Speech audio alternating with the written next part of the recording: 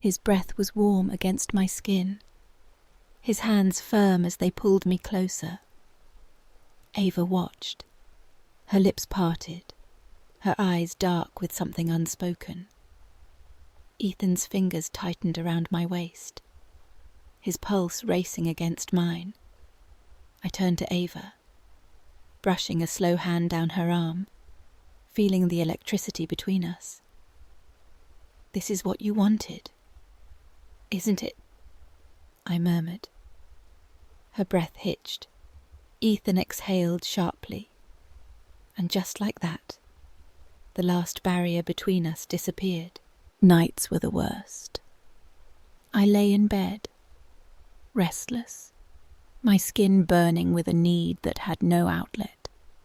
I wasn't used to this, to cold sheets, quiet evenings in my California suburban home, or going to sleep without the warmth of a body tangled with mine. It wasn't just loneliness, it was hunger, a deep, aching kind that settled between my thighs, keeping me awake, making my fingers trail over my own skin just to remember what it felt like to be touched.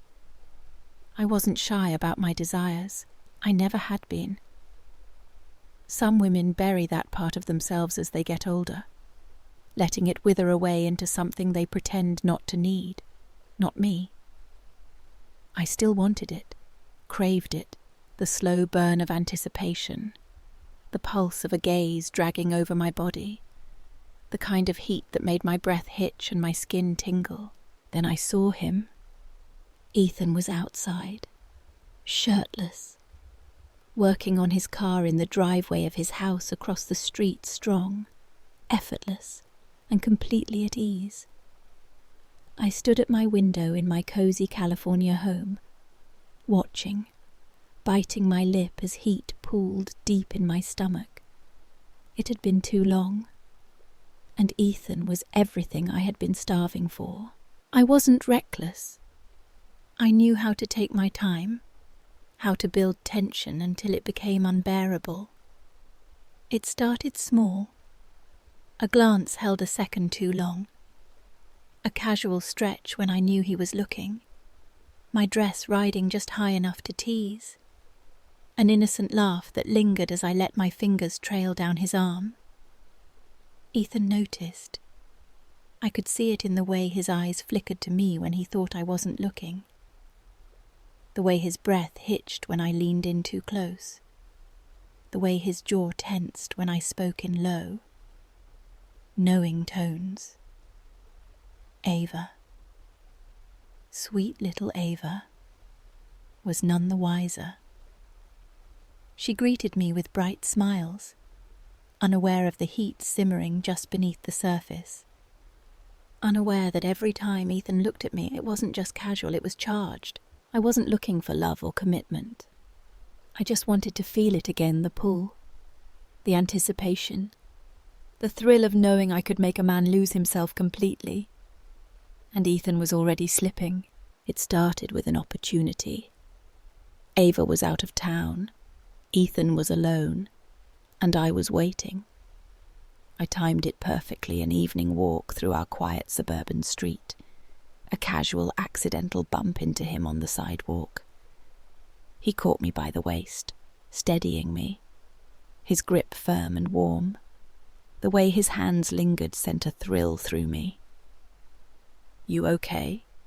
he asked, concern in his voice. I exhaled slowly, just enough to make my chest rise in a way that caught his attention. "Yeah," I murmured, placing a hand on his arm, feeling the solid muscle beneath my fingertips. "Just got a little dizzy." His gaze flickered to my lips. I saw it, felt it. "Maybe you should sit down," he said. I bit back a smirk. "My place is just down the street," I offered smoothly, tilting my head slightly, letting my hair fall to frame my face. "Come inside with me." He hesitated for a second too long. I could see the war in his eyes, the tension in his stance, But he followed. Of course he did. Inside my modern California home, the air was thick, charged. I poured him a drink, deliberately brushing against him as I set the glass down on the kitchen island. Every movement was calculated just close enough, just teasing enough to blur the lines between accident and invitation. I leaned against the counter, swirling my wine, letting my dress ride up slightly as I crossed my legs. His eyes dipped lower, and when they met mine again, there was no hesitation. "What are we doing?" he asked, his voice tight, conflicted. I smirked, setting my glass down. "Whatever we want." The space between us disappeared in an instant. His lips crashed against mine, hands gripping my waist, pulling me flush against him. I moaned into his mouth, threading my fingers through his hair, tugging just enough to make him groan. His hands roamed over my hips, my back, sliding beneath my dress with an urgency that sent heat straight to my core. I pushed him onto the couch, straddling him in one smooth motion. He let out a sharp breath as I rolled my hips against him, teasing, torturing. His fingers dug into my thighs, his eyes dark with hunger. "This is crazy," he rasped against my neck, his lips trailing down, sending shivers through me. I laughed, arching into him, gasping as his teeth grazed my skin. "Then stop," I challenged. He didn't. He couldn't. And as I rocked against him, as his hands explored every inch of me, as we lost ourselves completely in the moment, I knew this was exactly what I had been craving. And now that I had it, I wasn't about to stop. Once wasn't enough, not even close. That first night ignited something inside me, something I hadn't felt in years. The thrill, the fire, the way my body responded like it had been starving. Ethan was just as hooked. The next time, I didn't bother with an excuse. I sent a single text. Now, minutes later. He was at my door, no hesitation, no guilt. The second the door clicked shut, his hands were on me, hot, urgent, possessive. I barely had time to gasp before he lifted me, pressing me against the wall, his body slotting perfectly against mine. "This is wrong," he whispered, but his mouth was already at my neck, his hands sliding beneath my dress. I smirked, tilting my head back. "Then why does it feel so good?" He groaned, gripping my thighs, pulling me tighter against him. And I laughed breathlessly. I loved this, the tension, the rush, the way he couldn't keep his hands off me. We never made it far. Sometimes it was against the kitchen island, sometimes on the couch, sometimes in the hallway. Clothes barely pushed aside in our desperation. Every moment was fevered, frantic, pure need. Ethan was strong, eager, relentless. He handled me like he was making up for lost time, like every second without me had been a slow torture. And I soaked it in the way he gripped me like he couldn't get enough, the way his lips dragged over my skin, the way he lost himself completely in me. I felt worshipped, devoured. And when it was over, when I lay beneath him, spent and breathless, my body humming with satisfaction. I didn't feel guilty. I felt alive. I stretched, fingers tracing lazy patterns over his chest, a slow, satisfied smile curving my lips. Again, I murmured, rolling onto him, loving the way his breath hitched, the way his hands instantly found my waist, because I wasn't done with him, not even close. The affair was everything I craved, reckless, thrilling, indulgent. I had Ethan completely lost in me, his body and mind drawn into the heat we created. He wasn't just responding to my touch, he was addicted to it. But what I didn't see coming was Ava. The knock on my door was sharp, unexpected. My pulse jumped as I straightened my dress, smoothing out invisible creases. When I opened it, Ava stood there. Her face wasn't twisted in rage. Her voice wasn't shaking with betrayal. No. She looked composed, too composed. "Can we talk?" she asked, stepping past me before I could answer. I shut the door, my heartbeat hammering. "I know," she said. The words settled between us. Heavy, undeniable. I stayed silent, waiting for the slap, the accusations, the confrontation I had expected. But Ava just sat down, crossing one leg over the other, her eyes steady on me. "You and Ethan," she said, her voice low, almost calculating. "How long?" I swallowed. Lying was pointless. "A little while," she nodded slowly, as if she had already pieced it together. A moment of silence stretched, the air charged with something I couldn't place. And then she surprised me. "I don't want to lose him," she admitted. "But I also don't want to pretend I don't see what's happening." I leaned forward, intrigued. "Then what do you want?" Ava's lips curled slightly, and for the first time, I saw something in her eyes I hadn't noticed before, a glint of curiosity, of daring. "I want in." My breath caught. I had expected anger, tears, a messy ending, not this. "You want—" Ava tilted her head, watching me carefully. "Ethan's drawn to you. I get it. I've seen how he looks at you, how he loses himself. But what if we don't have to choose?" Her words wrapped around me, warm, intoxicating.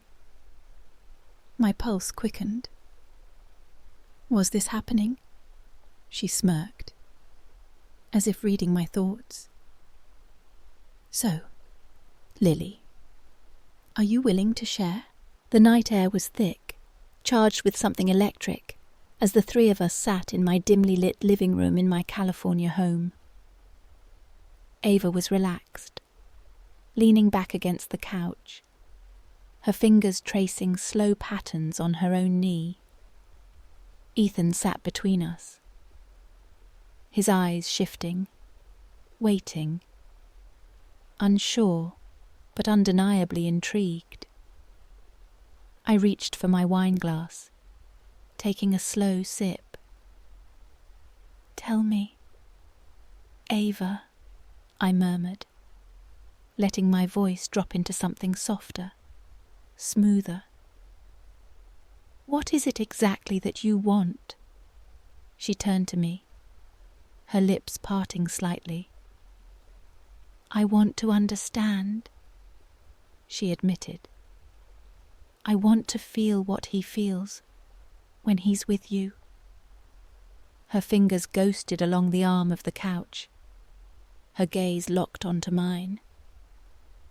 It was an invitation, a challenge, and I had no intention of denying her. I leaned closer, slow, deliberate. Ethan's breath hitched between us. "Then let me show you." I reached out, my fingertips grazing Ava's cheek. Testing, her lips parted. A sharp inhale betraying the nerves trembling beneath her composure. Ethan was frozen, watching. And then Ava moved. She turned into my touch, pressing closer, letting her lips brush against mine, not hesitant, not shy, but exploring, testing the waters of something entirely new. Ethan exhaled sharply, his body shifting as he watched. I deepened the kiss, just enough to tease, to let her feel the slow burn of surrender. She melted into it, her fingers tightening on my arm. Ethan couldn't resist any longer. His hands found my waist, pulling me closer, his breath hot against my skin. I smiled against Ava's lips before breaking away, just enough to glance at him. "Enjoying the view," I murmured. Ethan groaned, his fingers tightening around me as he kissed me with the same hunger I had come to know so well. But this time, Ava was there, her presence adding to the thrill. The heat. Her hand skimmed over Ethan's shoulders, her curiosity transforming into something bolder. I turned to her, watching the way her breath hitched when I ran my fingers down her arm. I smirked. "I think you like this more than you expected." She didn't deny it. We moved together, an unspoken rhythm taking over, blending into something seamless, a shared desire, a connection none of us had expected, but all of us craved. Ethan's hands roamed, guiding, taking, as Ava and I explored, learning each other's edges, each other's reactions. There were no doubts now, no hesitations, just pleasure. Just three bodies tangled in a perfect storm, giving in to something deeper, raw and untamed. And the best part, it was just the beginning. Morning light poured in, painting lazy shadows over our tangled limbs. The sheets smelled of warmth, comfort, and us. Ethan stirred beside me, his hand sliding over my hip, his touch familiar, possessive, across from me. Ava stretched, her fingers grazing mine as she let out a soft hum of satisfaction. I smiled, no guilt, no regrets, just something real, something right. Ava turned her head toward me, a playful smirk tugging at her lips. "So," she murmured, her voice still thick with sleep. "I think I see why Ethan got so hooked." Ethan chuckled, pressing a kiss to my shoulder before reaching for Ava, pulling her into his chest. "Unexpected," she added, running a lazy finger down his arm.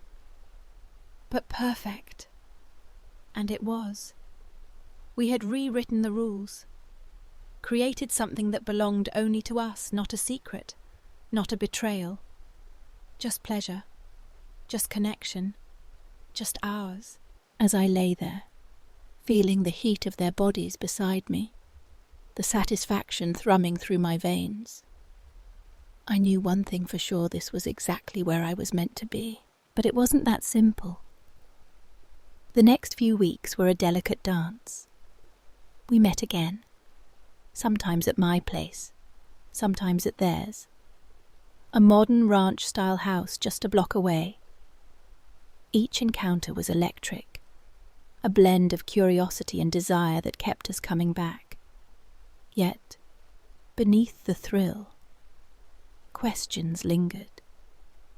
Could this really work? 3 people, bound by something so intense, so unconventional. In a quiet California suburb, where neighbours waved politely and gossip travelled fast, I didn't want to think about it too much.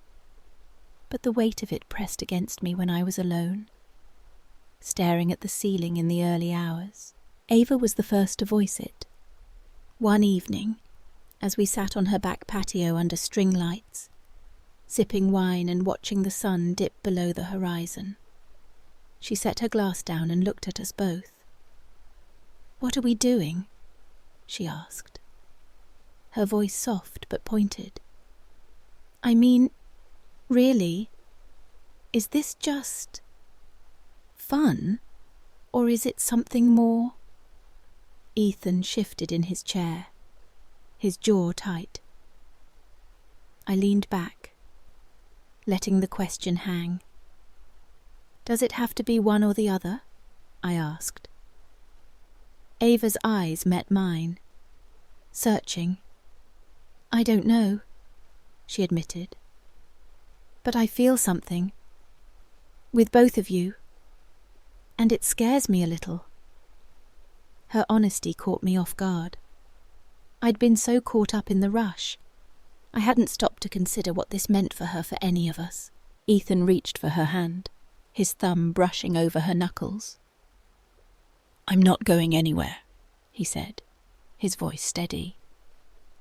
He glanced at me, and I saw the same question in his eyes. "Lily, what about you?" I took a sip of wine, buying time. I wasn't used to this, to feelings creeping into something I'd thought was purely physical. But they were there, undeniable, a warmth that went beyond desire.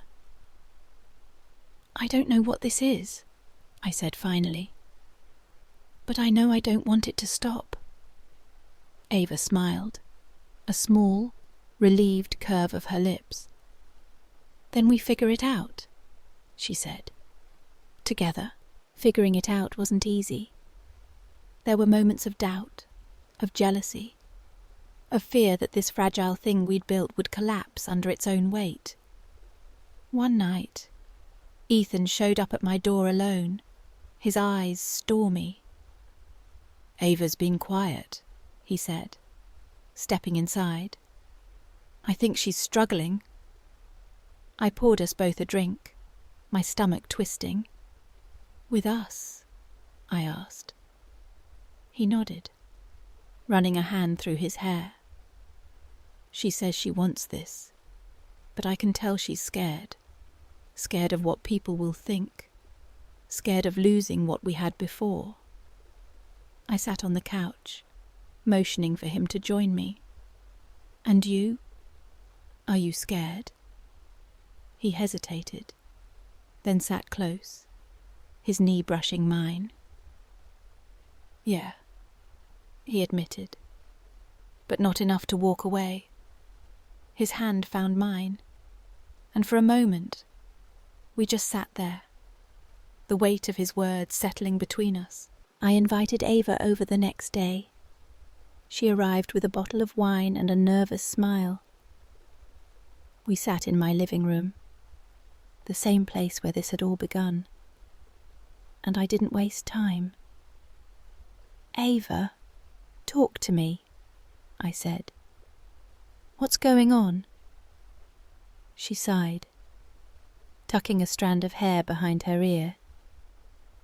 "I want this," she said. "I really do.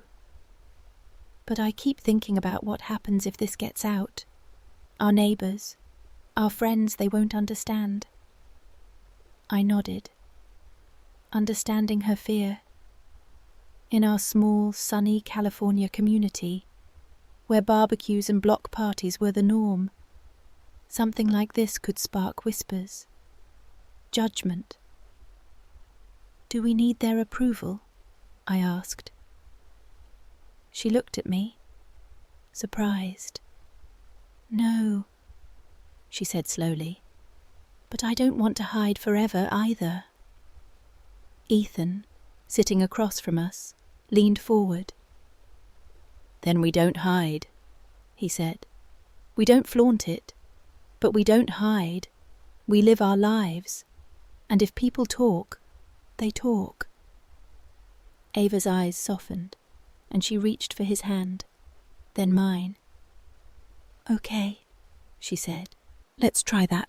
We settled into a rhythm, a new kind of normal. Weekends were spent together, sometimes hiking in the nearby hills, sometimes cooking dinner in Ava and Ethan's kitchen, sometimes tangled in my bed, laughing and touching and learning each other in ways that went beyond the physical. It wasn't perfect. There were moments when Ava withdrew, needing space to process, or when Ethan and I argued over small things, the tension of our unconventional setup bubbling up. But we talked, really talked. We set boundaries, checked in, made sure no one felt left out or overlooked. It was work, but it was worth it. One afternoon, as we sat at a local cafe in downtown, sipping iced coffee under the California sun, a neighbour passed by and waved. I caught the curious glance she threw our way, the way her eyes lingered on the three of us sitting close, laughing easily.